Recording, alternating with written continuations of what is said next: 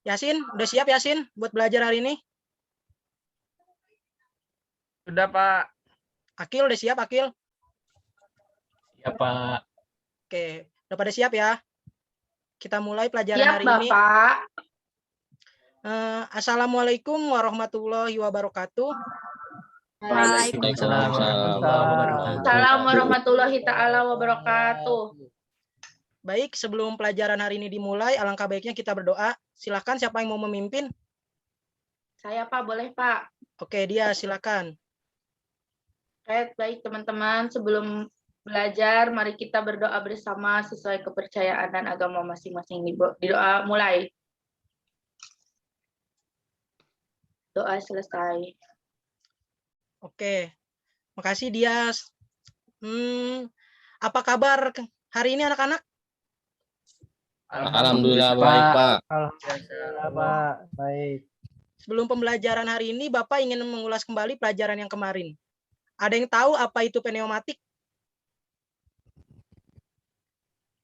Saya, Pak. Oh iya, silahkan. Tuh, Pak, kalau pneumatik itu sebuah sistem yang di mana sistem kerjanya itu bisa dikata mengandalkan angin gitu, Pak. Sistemnya kempak gitu, Pak. Oh. Dengan bantu generator. Ya itu deh, Pak. Oke, makasih Dias.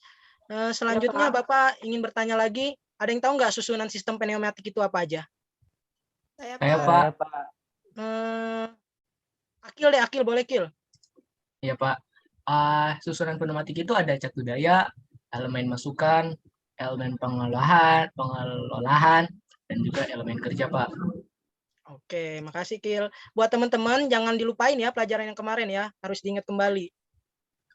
Baik, Pak. Baik, Pak. Bapak share screen dulu untuk pembelajaran hari ini. Ya, Pak. Udah terlihat? Sudah, Pak. Sudah, Pak. Ya, Pak. Oke. Baik, di sini kita akan belajar tentang dasar pneumatik.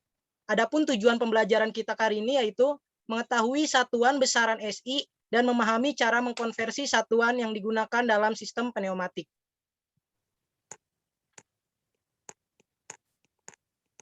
Nah, di sini ada yang tahu dulu nggak apa itu besaran pokok dan besaran turunan?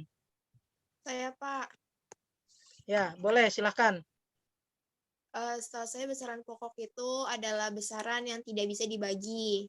Sementara itu besaran turunan adalah besaran yang didapat dari besaran pokok itu sendiri.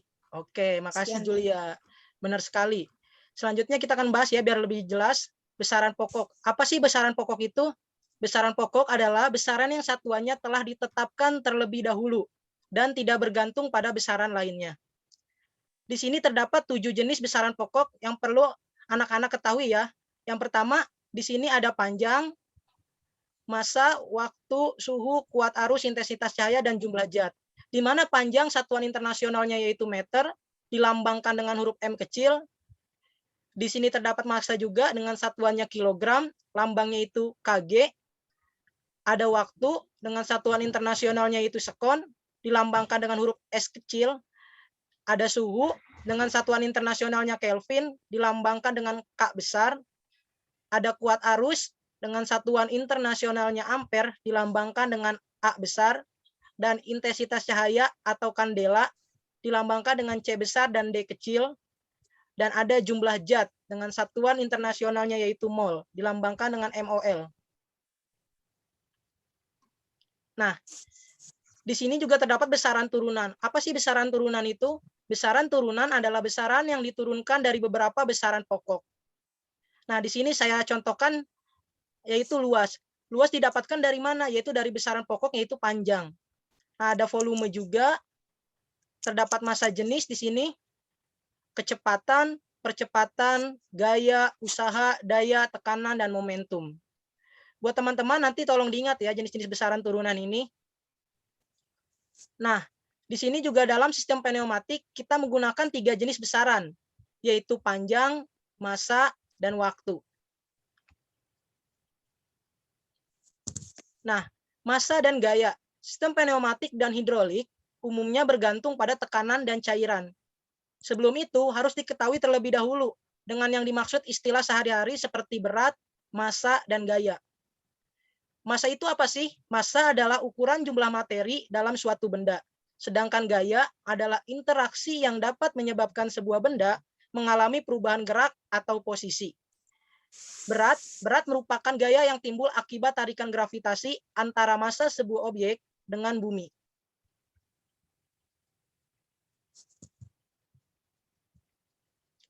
Nah, di sini terdapat persamaan.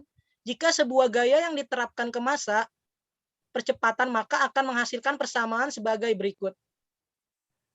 Di sini terdapat sebuah rumus yang harus teman-teman hafal dan ingat. F sama dengan M dikali A.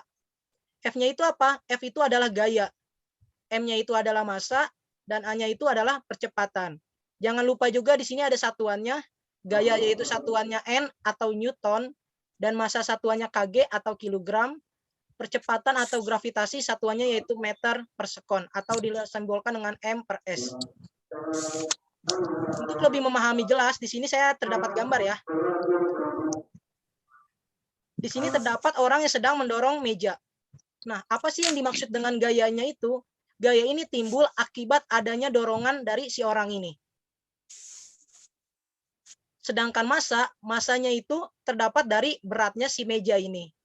Dan percepatan timbul akibat adanya dorongan dan massa dengan si meja ini. Jadi si meja ini bergerak, maka tentu akan adanya percepatan. Nah, contoh soal. Sebuah batu dengan massa 800 gram dengan percepatan 8 meter per sekon, berapa gaya yang diperlukan untuk batu agar sampai ke seberang danau? Untuk menjawab soal seperti ini, kita harus telaah satu persatu terlebih dahulu. Yang pertama, sebuah batu dengan massa 800 gram. Massa 800 gram. Massa disimbolkan dengan huruf M kecil. M sama dengan 800 gram. Ingat tadi satuan internasionalnya massa itu apa? Kilogram. Maka dari itu kita diubah terlebih dahulu. Dari gram ke kilogram. Gram ke kilogram itu dibagi. Ayo, dibagi berapa? Ada yang ingat? Gram ke Bagi kilogram 1000, Pak. dibagi, nah dibagi 1000. 800 gram dibagi 1000 sama dengan 0,8 kilogram. Dan percepatannya yaitu dengan percepatan 8 meter per sekon. A sama dengan 8 meter per sekon. Jawab F sama dengan M dikali A. Masukkan M-nya berapa? M-nya itu 0,8 dan A-nya itu 8 meter per sekon. 0,8 dikali 8 hasilnya 6,4 Newton. Untuk di sini masih ada yang bingung? Tidak, Pak. Oke, dilanjut ya. Ya, Pak. Nah, di sini terdapat tekanan. Tekanan dalam cairan terjadi ketika ia diberi gaya. Gaya atau yang disimbolkan dengan F diberikan pada cairan tertutup melalui sebuah piston dengan luas penampang A. A ini adalah simbolnya ya. Ini akan menghasilkan tekanan P dalam cairan itu dapat didefinisikan sebagai gaya. Nah, dapat persamaan sebagai berikut. P sama dengan F dibagi A. P-nya itu tekanan dengan satuannya PA. PA itu apa sih? PA-nya itu adalah Pascal.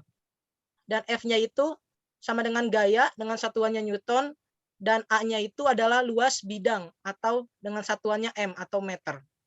Nah, biar lebih paham, di sini terdapat gambar ya. Di sini terdapat sebuah pipa hidrolik dan sebuah mobil. Pak, tekanannya ini adanya di mana? Tekanannya ini ada di saat, nah, kuning ini ditekan ke bawah dengan gaya, maka akan terjadi tekanan antara piston ini dengan air. Nah, luas bidangnya itu apa? Nah, ini luas bidangnya ini, jarak dari sini ke sini. Nah, itu disebut luas bidang.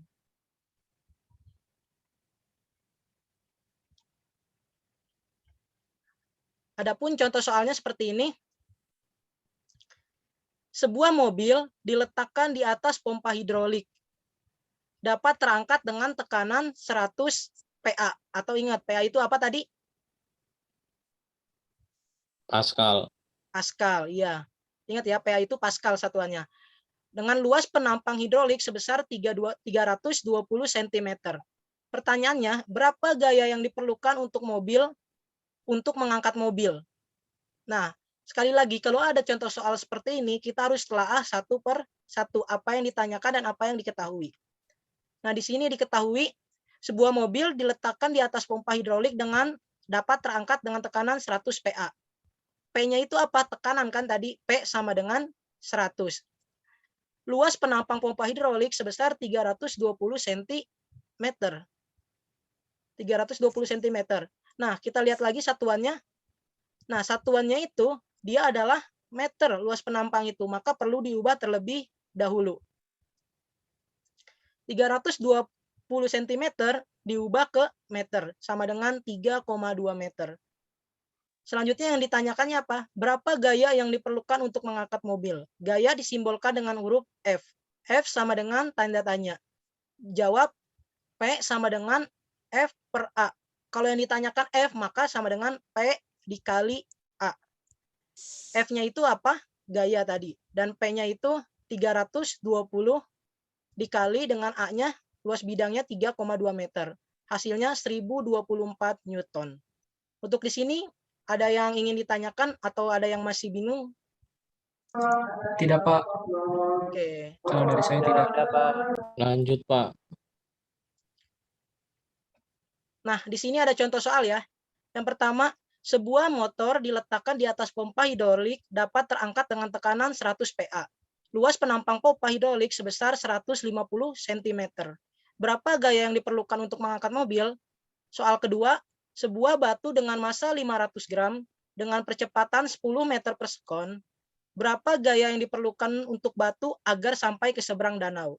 Nah, buat anak-anak di sini silahkan dikerjakan dua soal ini ya.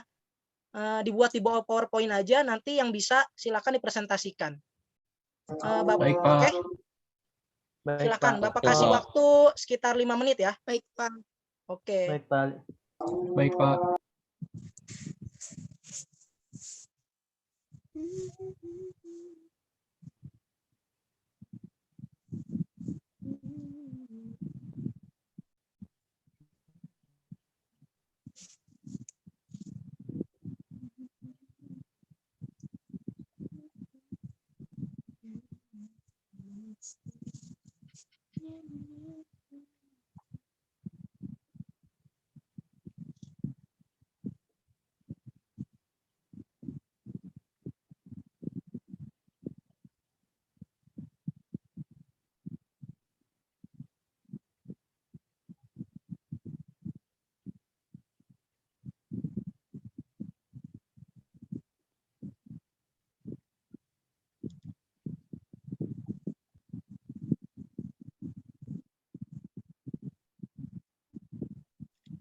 Silakan kerjakan masing-masing ya.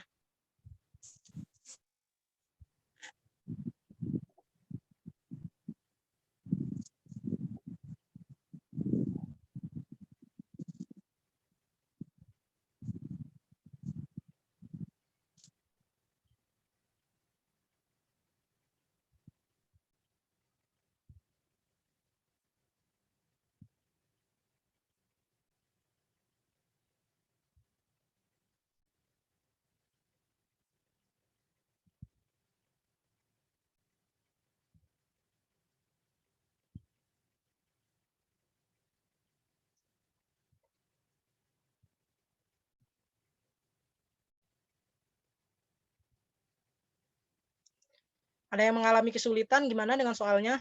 Bisa? Sedang dikerjakan, Pak. Oke, siap. Jadi tidak ada masalah. Pak, sedang dikerjakan.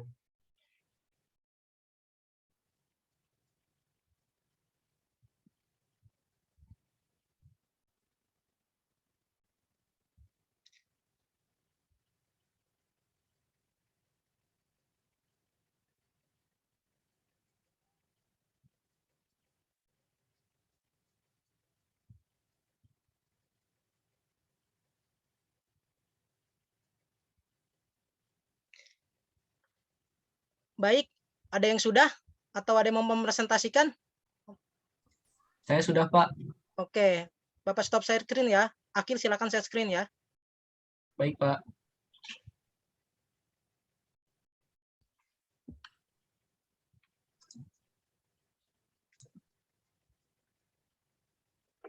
Sebentar, Pak.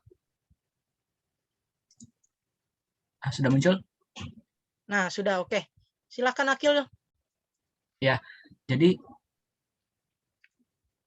sebuah motor diletakkan di atas pompa hidrolik dapat terangkat dengan tekanan 50 PA, luas penampang pompa hidrolik sebesar 150 cm, berapa gaya yang diperlukan untuk mengangkat mobil.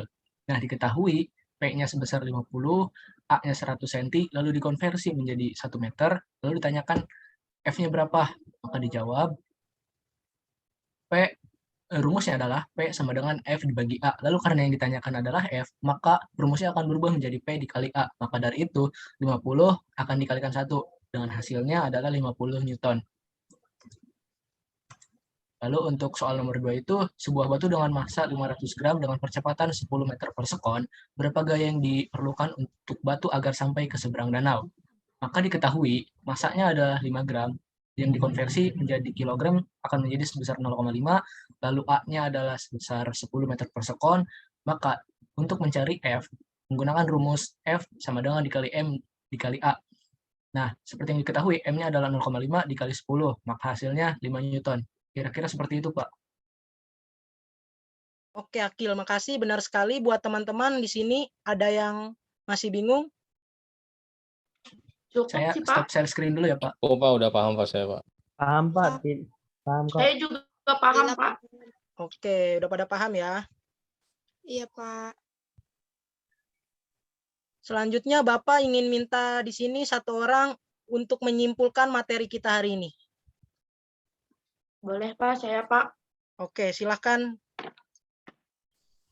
Ya, Pak. Tadi materinya kan tentang pneumatik, di mana tuh si pneumatik tuh cara kerjanya itu mengandalkan angin ya, Pak, dengan adanya generator atau tadi apa gitu yang Bapak sebutin, saya lupa. Terus kemudian juga penempatannya juga banyak tuh si pneumatik itu, Pak. Mungkin itu sih, Pak. Oke. Buat teman-teman yang lain ada? Atau udah cukup? Cukup Pak. Cukup aja, Saya Pak. cukup, Pak. Saya cukup, Pak. Jangan lupa ya, cukup ya.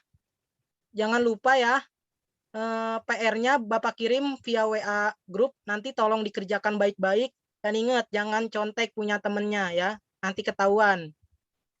Oke, Baik, Pak. kerjakan masing-masing ya. Siap, Pak.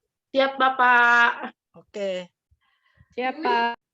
Buat teman-teman, semangat untuk mengerjakan tugasnya, semangat belajarnya, jaga kesehatan, terus jaga jarak juga, protokol kesehatannya diterapkan di tengah situasi pandemi kali ini. Saya berharap semua di sini pada sehat walafiat ya, sampai pembelajaran nanti kita akhir, oke? Amin, Pak. Amin. Pak.